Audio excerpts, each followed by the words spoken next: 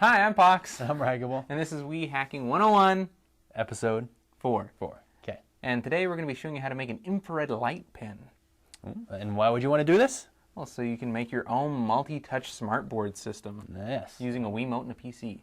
And an IR pen. And an IR pen. Or two.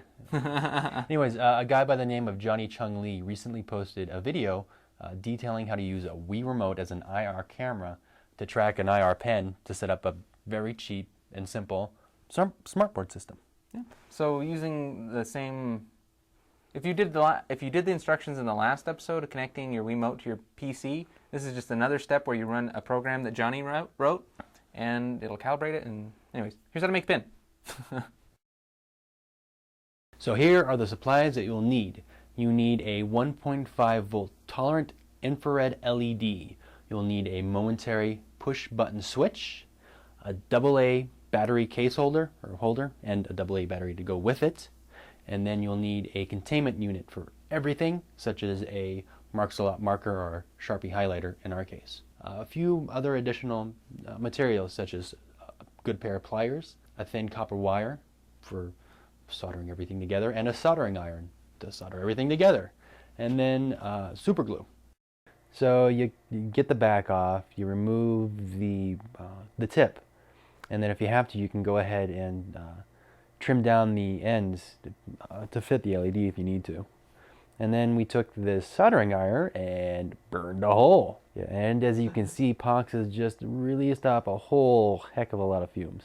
And then after you get the hole made, check to see if your switch will fit. Then you gotta wire up your little battery holder. There was a wire on each end, so I just fed it through the middle. And so we'd have a flat end for gluing, but yeah, it didn't work out too well.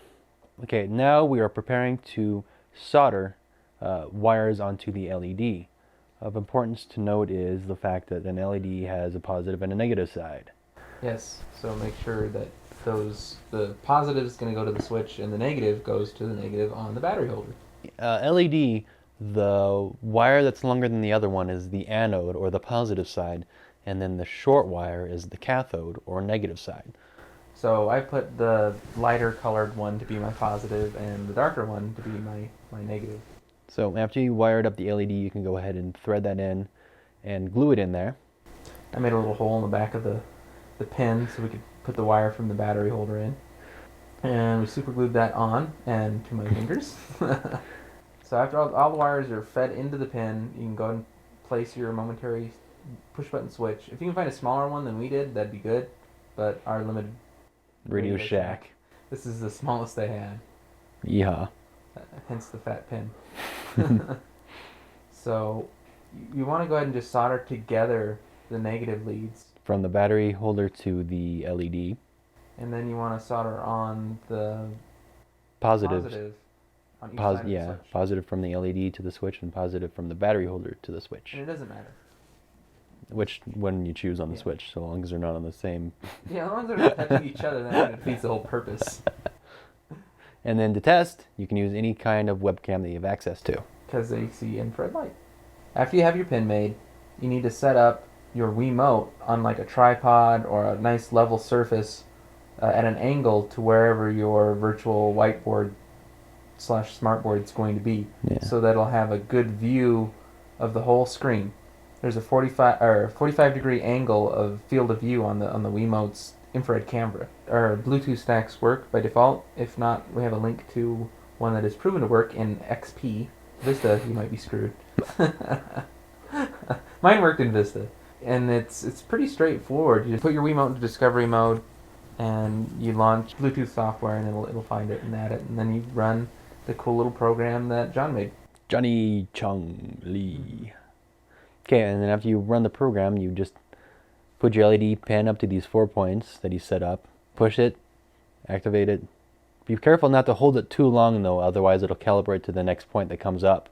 And then it's now been calibrated and now acts as a mouse. The thing to note though is that because of his calibration, he gives a border, and so not all of the window is accessible. Most of the toolbars, like file, edit, and the start menu, everything like that, was not accessible using the IR pen. And the reason why you can't just use a remote for this, and that's why you have to make your ohm, is because the pulse that comes out of the remote controls isn't steady. It's not a steady on light. And it's interesting, you get a different pulse per key that's on the light. This is a pretty good visual representation of how that comes out. That's interesting for fast forward. But here's the coup de grace, or grass, or whatever. Coup de grace. You know, like the iPhone, multi-touch? Guess what the little wiimote can do? Except that when you see the cameras or the pens go under my arms, it stops tracking. Oh. So, I mean, it's kind of limited. Yeah, and you can see that red one come up. It's tracking a third IR source. So either the combined field or the combined light from the IR's LEDs was creating a new source, and the remote was picking it up. Huh. Anyways, if somebody writes an application to make use of that, you could do some pretty cool stuff. Yeah. So instead of spending a few $1,000s on a smartboard system, you could just use about $50 in parts and build your own from a Wiimote and Bluetooth capable computer. Yep. And an IR pin. And an IR pin. So yeah, post if you have results on our sites or any better ways of doing this, but this worked out pretty good. So that's the basics of making a little IR pin. You can elaborate on that. I'm sure you could do a better job. Find a better way of attaching that battery to the end, because we had a hard time with that. Yeah. Anyways, this guy has also released a new project for head tracking using the Wii Remote and LED sensors. Yeah, we got the link to his website on our website, twosmartguys.com or wiehacking101.com. And be sure to check out our other videos on Two Smart Guys.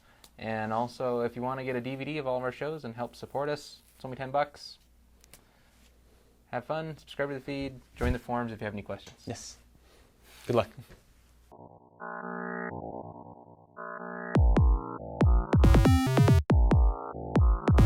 This has been a Two Smart Guys production.